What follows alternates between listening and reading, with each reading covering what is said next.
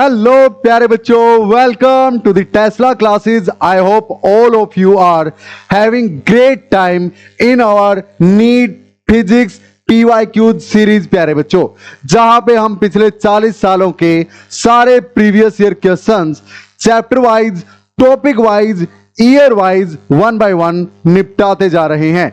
जी हां, हम पहुंच गए हैं अपने chapter electric charges and field के क्वेश्चन नंबर 21 से 25 में।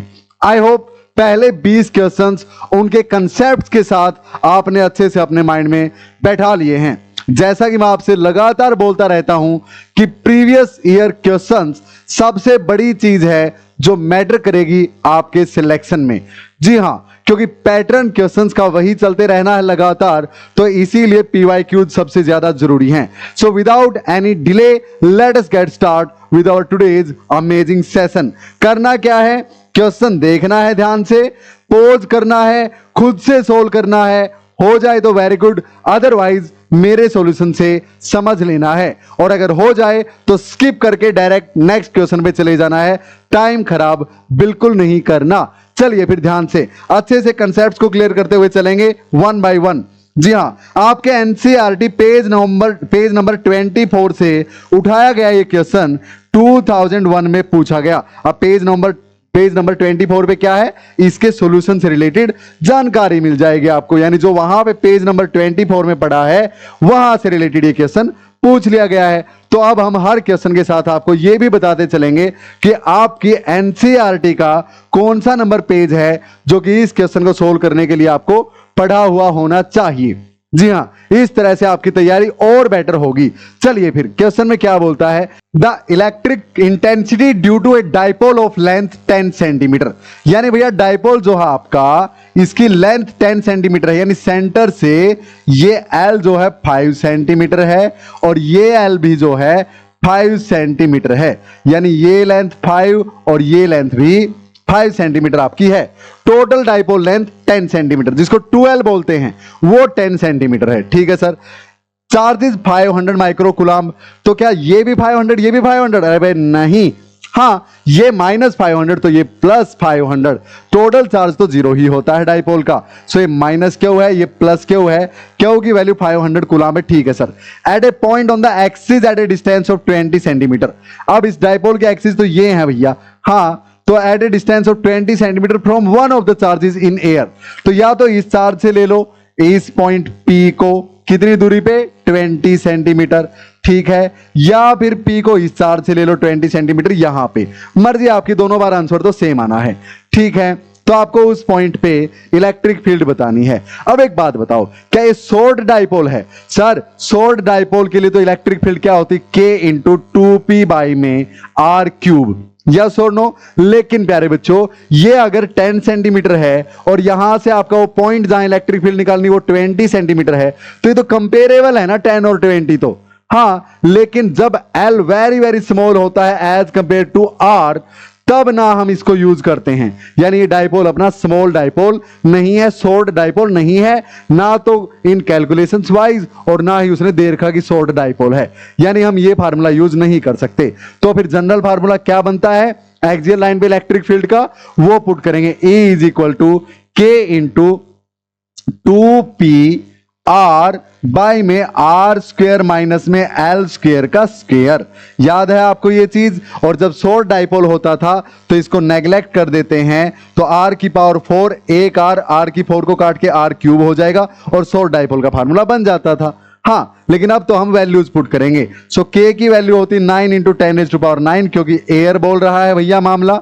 हाँ, 2 ऐसे का ऐसा, P की वैल्यू Q × में 2L होती है, Q × में 2L यानी length of the dipole. Q की वैल्यू 500 माइक्रो कूलम है, तो इंटू में 10⁻⁻6 कर दो, माइक्रो कूलम है भैया, इंटू में 2L length of the dipole.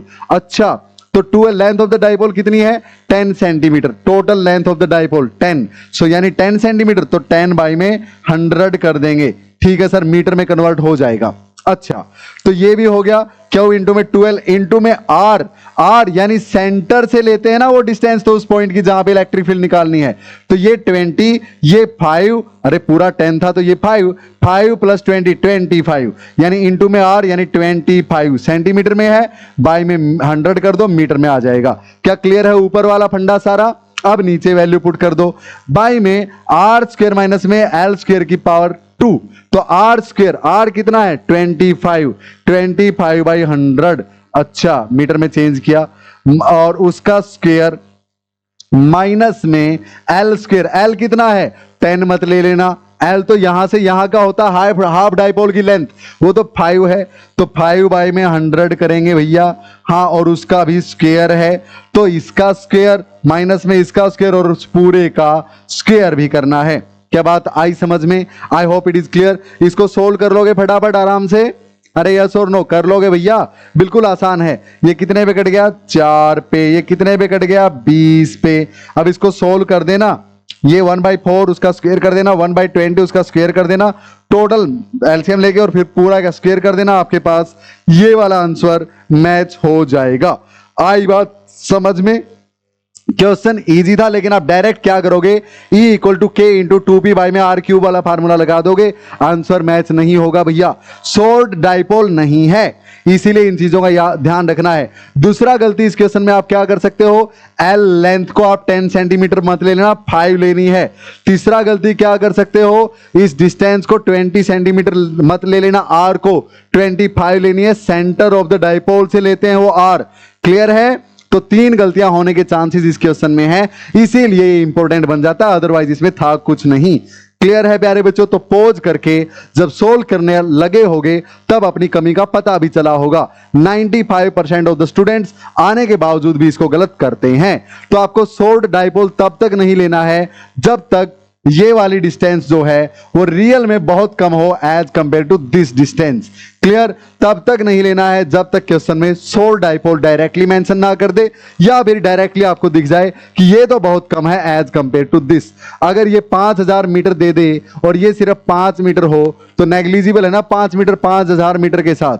हाँ, क्या क्लियर है? अरे यहां से दिल्ली गए और यहां से दिल्ली जाके 2 कदम चले तो भी दिल्ली ही गए ना, यानी वो 2 कदम नेग्लिजिबल है उस केस में। क्लियर है मेरी बात? चलते हैं नेक्स्ट, इसको नोट कर लो अच्छे से, और ये कैलकुलेशंस तो कर ही लोगे यार। सो 1 मिनट का क्वेश्चन है जिसको अच्छे से कंसेप्ट क्लियर है।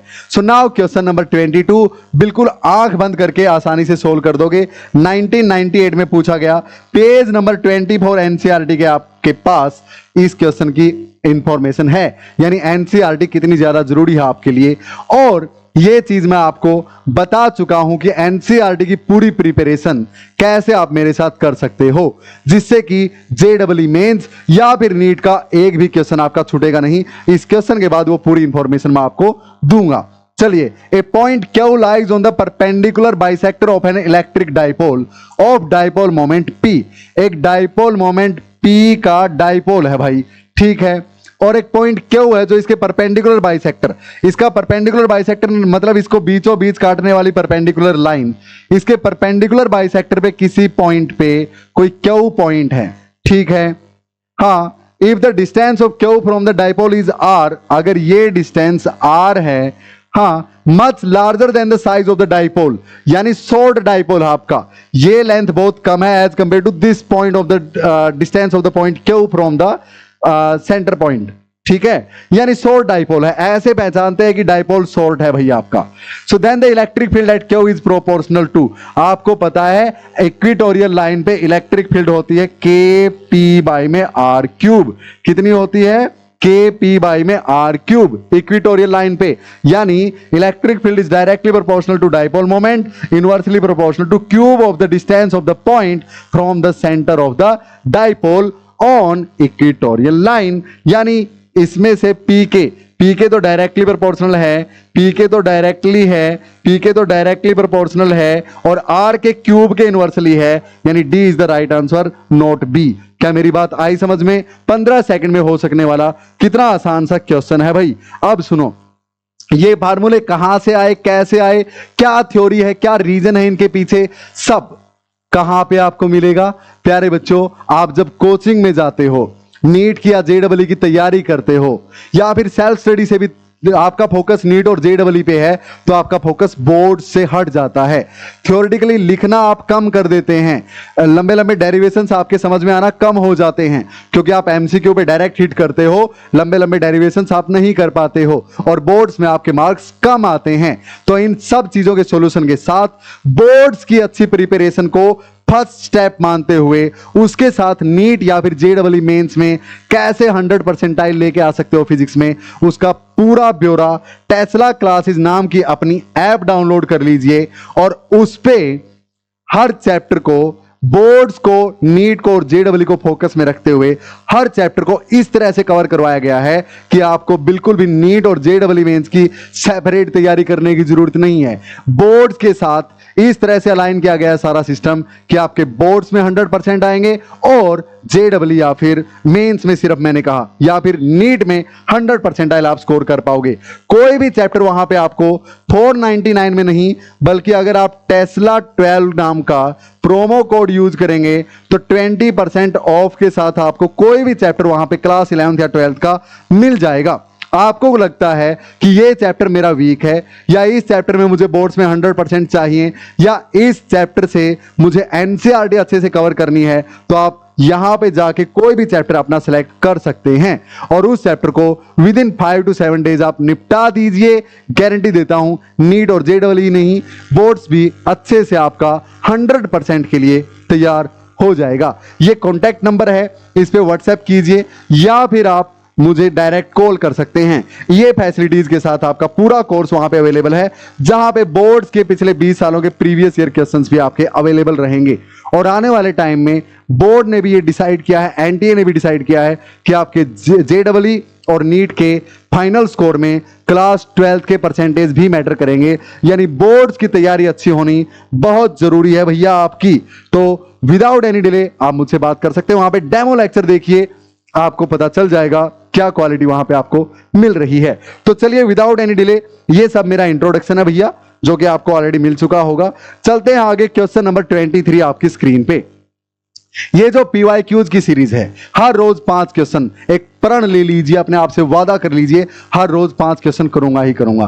Class 11th, class 12th total मिला के 600 डेज, टोटल उनमें से 500 मान लो, वैसे 360 प्लस 360 720 डेज हो गए, लेकिन हम 500 दिन ही मानते हैं कि आप 5-5 क्वेश्चन कर पाए तो भी 2500 क्वेश्चन हो गए। लेकिन पिछले 40 सालों में अगर मैं 45 क्वेश्चन की एवरेज मानूं तो 1600 के करीब क्वेश्चन ही बनते हैं। हाँ, यानी आप इजीली पीवाईक्यूज अगर कंसिस्टेंसी के साथ हर रोज 15 मिनट निकाल लीजिए, जो चैप्टर आपका कोचिंग पे चल रहा है या आप कर रहे हो आजकल सेल्फ स्टडी से, उसके 5 क्वेश्चन हर रोज करते रहिए, डन है भैया मामला। लेकिन अगर प्रोक्रेस्टिनेशन करोगे, रोज खिसकाते रहोगे चीजें आगे से आगे, भैया क्या हो जाएगा, बैकलॉग, आपका फेवरेट वर्ड आजकल है ना। हाँ चलिए, क्वेश्चन नंबर 23 क्या बोलता, पोज करो, खुद से सोल्व करो, 10 सेकंड में हो जाने वाला क्वेश्चन। क्या पूछ रखा है यार, 1996 में पेज नंबर 24 एनसीईआरटी पे आपको इसके बारे में जानकारी मिलेगी। क्या बोलता है, intensity of an electric field E due to a dipole at a distance R is related as. बता दो सर, आर क्यूब की तो इनवर्सली प्रोपोर्शनल होती है, हमें पता है सर। अरे भैया एक्सियल लाइन पे कितनी, K2P बाई में आर क्यूब है ना, इलेक्ट्रिक फील्ड आर क्यूब के इनवर्सली प्रोपोर्शनल। इक्वेटोरियल लाइन पे कितनी sir, E is equal to KP by में आर क्यूब, यहां डबल होती है सर एक्सियल पे उतनी डिस्टेंस पे from the centre of dipole as compare to उतनी डिस्टेंस पे और equatorial line from the centre of dipole. हाँ, लेकिन कोई जनरल पॉइंट है तो ये डाइपोल, और यहां पूछ ली तो ये तो ना तो एक्सियल लाइन पे ना इक्वेटोरियल लाइन पे, तो ये अगर एंगल थीटा है भैया, हाँ आर के और पी के बीच में एंगल अगर थीटा है, तब आपके पास इलेक्ट्रिक फील्ड कितनी, K into P under root 3 cos square theta plus 1 over में आर क्यूब। याद रखना है, अगर थीटा 0 हुआ यानी कि एक्सियल लाइन पे पॉइंट हुआ, थीटा 0 कोस 0 1 यानी 3 प्लस में 1 4 का अंडर रूट 2 आ गया ना यही। अगर ये पॉइंट इक्वेटोरियल लाइन पे लाई करता है तो थीटा कितना 90 कोस 90 0, ये 0 1 का अंडर रूट 1 यानी KP बाई में आर क्यूब। समझ में आई बात, तो यानी आर क्यूब के इनवर्सली प्रोपोर्शनल दिख रहा है सर। 5 सेकंड का क्वेश्चन है भैया, क्या ही करना है इसमें। चलिए फिर, now the next one, question number 24 direct फटाफट 5 सेकंड में। 1996 पेज नंबर 23 देख लो, पहले कितने आसान क्वेश्चन आते थे, अभी भी बिल्कुल आसान आते हैं, दिखाऊंगा मैं। चलिए फिर, the formation of a dipole is due to two equal and dissimilar point charges placed at a. हाँ भैया, एक डाइपोल कब बनता है? जब दो इक्वल एंड अपोजिट चार्जेस को, हाँ इक्वल और अपोजिट मतलब डिसिमिलर, हाँ यानी उल्टा, ठीक। अगर शॉर्ट डिस्टेंस से सेपरेटेड हैं, शॉर्ट डिस्टेंस, लॉन्ग डिस्टेंस के लिए एप्लीकेबल नहीं होता मामला, शॉर्ट डिस्टेंस के लिए एप्लीकेबल है, ऊपर नीचे नहीं होते, नन ऑफ दिस नहीं होगा, शॉर्ट डिस्टेंस पे, क्योंकि शॉर्ट डिस्टेंस पे जब चार्जेस होंगे ना भैया, तभी डाइपोल मोमेंट अच्छे वाली जनरेट कर पाएंगे। सो डाइपोल मोमेंट तो तब ज्यादा होगी ना जब इनके बीच की डिस्टेंस ज्यादा होगी। अब एक घोंचू, उस मामले में क्या होगा, इनके बीच का फोर्स ऑफ अट्रैक्शन कम होता जाएगा। समझ में आई ये बात? हाँ, डाइपोल मोमेंट का मैग्नीट्यूड उतना ही ज्यादा मान लिया कि जितनी ज्यादा दूरी होगी। हाँ, but still significance of dipole moment क्या होता है वो जब पढ़ोगे तो पता चलेगा कि डाइपोल जितना शॉर्ट होगा उतना ही बेटर होता है। क्लियर है ये चीज? चलिए फिर चलते हैं क्वेश्चन नंबर 25 पे। ये सब बातें आप बिल्कुल डीप में अपने टेस्ला क्लासेस नाम के ऐप पे जाके किसी भी चैप्टर का डेमो सेशन उठा के सीख सकते हैं। चलिए फिर ये क्या बोलता है, क्वेश्चन नंबर 25। पोज करो प्यारे बच्चों, खुद से सोल्व करो, बहुत आसान। चलिए फिर, N electric dipole is placed at an angle of 30 degree. अब ये ना नेक्स्ट टॉपिक स्टार्ट हो गया क्वेश्चन नंबर 25 से। टॉपिक का नाम है dipole placed in external uniform field. चलिए फिर, एक्सटर्नल इलेक्ट्रिक फील्ड में डाइपोल को रख देते हैं तो कैसे बिहेव करता है उसके बेस पे क्वेश्चंस पूछे गए हैं। पेज नंबर 27 2023 में पूछा गया। एनसीईआरटी के पेज नंबर 27 पे इस क्वेश्चन को सोल्व करने के रिलेटेड इंफॉर्मेशन आपको थ्योरी में मिल जाएगी, यानी अच्छे से पढ़ना है लाइन वाइज, फिर ये क्वेश्चन कर दोगे। Electric dipole is placed at an angle of 30 degree with an electric field of intensity इतनी, it experiences a torque equal to 4 Newton meter. Calculate the magnitude of charge on the dipole if the dipole length is 2 centimeter. इससे आसान क्या होगा यार, क्या होगा sir? Torque is equal to P cross E। अब theta कितना? 30 degree, यानी P E sine theta, P E sine 30 degree. Clear है ये चीज? टॉर्क की वैल्यू कितनी देर की? 4 न्यूटन मीटर। P क्या होता है? क्यू इंटू में 2L, क्यू इंटू में 2L, क्यू दे नहीं रखा वो ही निकालना है, यानी क्यू निकालना है इंटू में 2L, यानी लेंथ ऑफ द डाइपोल उसने दे रखी 2 सेंटीमीटर, यानी मीटर में चेंज करूंगा तो 2/100 होगा, इंटू में E की वैल्यू E, अरे P को मैंने क्यू इंटू में 2L लिख लिया, तो 2 क्यों नहीं लिखा सर? अरे 2L होती है length of the dipole, L तो आधे डाइपोल की लेंथ होती है ना, तो अपने को 2L चाहिए, यानी total length of the dipole वो है 2 सेंटीमीटर, तो 2/100 कर लिया मीटर में चेंज करने के लिए। तो P की वैल्यू क्यू इंटू में 2L लिख ली, E की वैल्यू दे रखी है 2 इंटू 10⁵, 2 इंटू 10⁵, साइन 30 होता है 1/2, तो 2 से 2 कैंसल। अच्छा भैया, ये 2 इसको 2 पे काट देगा, सो क्यू इज इक्वल टू 2 इस तरफ था, ये 2 0 इसको 3 बना देंगी, 2 को तो काट देंगी, 10 की पावर 5 है तो 10 की पावर 2 तो ये कट गई, 3 बच गई, तो ये इस तरफ आएगा तो 2 इंटू 10⁻³ हो जाएगा भैया। इतने अपने पास कूलम्ब का चार्ज आ गया, 2 इंटू 10⁻³ यानी 2 मिली कूलम, 2 मिली कूलम। अरे भाई में 1000 है ना, तो मिली में कन्वर्ट हो गया भैया। क्लियर है ये चीज? चलें आगे। So these were the 5 numericals of our today's amazing सा सेशन। प्यारे बच्चों, इन 5 न्यूमेरिकल्स में आपने 2-3 नई चीजें सीखी होंगी। Well done. इसी तरह से पढ़ते रहिए, बढ़ते रहिए। मिलते हैं नेक्स्ट सेशन में। अपनी कंसिस्टेंसी बनाए रखना, गारंटी देता हूं आपका स्कोर एटलीस्ट 30% ज्यादा स्कोर कर पाओगे नीट में, if you will follow all the PYQs। PYQ follow नहीं करोगे प्यारे बच्चों, सिर्फ थ्योरी के बेस पे जाओगे, सिर्फ प्रैक्टिस के बेस पे जाओगे, PYQs प्रैक्टिस नहीं करोगे तो दिक्कतें आएंगी। ये आपका ना सिर्फ कॉन्फिडेंस बूस्ट करते हैं बल्कि आपको पैटर्न के साथ अलाइन करते हैं, जो पैटर्न नीट में रखा जाता है। पढ़ते रहिए, बढ़ते रहिए। जय Hind. See you soon in the next one.